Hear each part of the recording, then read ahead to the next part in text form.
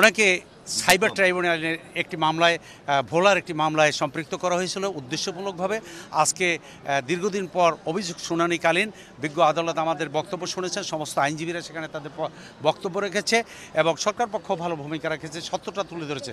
এখন আমাদের বক্তব্য ছিল যে তাকে মিথ্যাভাবে যেটা দেওয়া হয়েছে এটা ছিল আইনের অপব্যবহার। এই জন্য এই মামলাটি শুনানি অন্তে সসম্মানে এই বীর মুক্তিযোদ্ধাকে মুক্তি দিয়েছে এবং উভয় আসামিকে অব্যাহতি দিয়েছে। তারা নির্দোষ প্রমাণিত হয়েছে। এজন্য আমরা আল্লাহর কাছে শুকরিয়া জানাই এবং দেশের ন্যায় বিচার প্রতিষ্ঠা হয়েছে এই মামলায় আমরা সন্তুষ্ট। মেজর হাফিজউদ্দিন আহমেদ বীর বিক্রম, তাকে একটি মিথ্যা মামলায় বিগত স্বৈরাচারী সরকার একটি মিথ্যা মামলায় তাকে আসামিভুক্ত করে তার উপরে নির্যাতন, নিপীড়ন এবং মানসিক হয়রানি তাকে করেছে। সেই মামলাটি একটা সাইবার ট্রাইব্যুনালের মামলা ছিল। সেই মামলা বরিশাল সাইবার ট্রাইব্যুনাল আদালতে সেই মামলাটি বিচারাধীন ছিল। আজকে আমরা অভিযোগ গঠনের দিন ধার্য ছিল।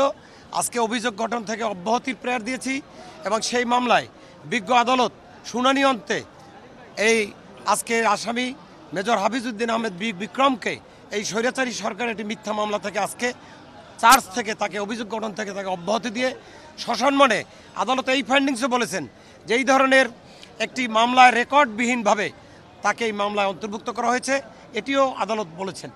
তো আজকে তাকে দুইজন আসামি ছিল, তো দুইজন আসামিকেই অব্যাহতি দেওয়া হয়েছে। ব্রেকফাস্ট, টিফিন কিংবা স্ন্যাক টাইমে মজাদার আয়োজন মানে অল টাইম ব্রেড।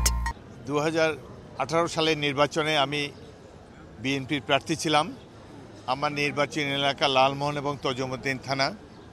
নির্বাচনের 15 দিন আগে আমি লালমোহন থানায় আমার বাসভবনে যাই। যাওয়ার পরেই পুলিশ বাহিনী আমার বাসাটি ঘিরে রেখেছে, আওয়ামী লীগের সন্ত্রাসীরা আমার বাসাটি ঘিরে রেখেছে এবং নির্বাচনের দিন পর্যন্ত এই 15 দিন ঘর থেকে বেরোতে পারিনি। অথচ এই সময় আমার বিরুদ্ধে একটা মামলা দেওয়া হয়েছিল, আমি নাকি টেলিফোনে কাকে হুমকি দিয়েছি। একেই তো আমি নির্যাতিত, প্রার্থী হিসাবে ক্যাম্পেইন করতে পারছি না। নানান ধরনের অসামাজিক ব্যক্তিরা এবং পোশাকধারী দুর্বৃত্তরা আমাকে বাড়িতে ঘিরে রেখেছে। কোথায় আমার প্রতি সহানুভূতি থাকবে?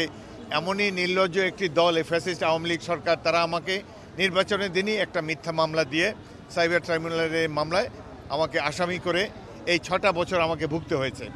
আজ আমি আনন্দিত, দেরিতে হলো, অনেক হয়রানির পরও আমি ন্যায় বিচার পেয়েছি, সেজন্য আমি সন্তুষ্ট। সংশ্লিষ্ট আমার আইনজীবী এবং সংশ্লিষ্ট সবাইকে আমি আন্তরিক ধন্যবাদ জানাই।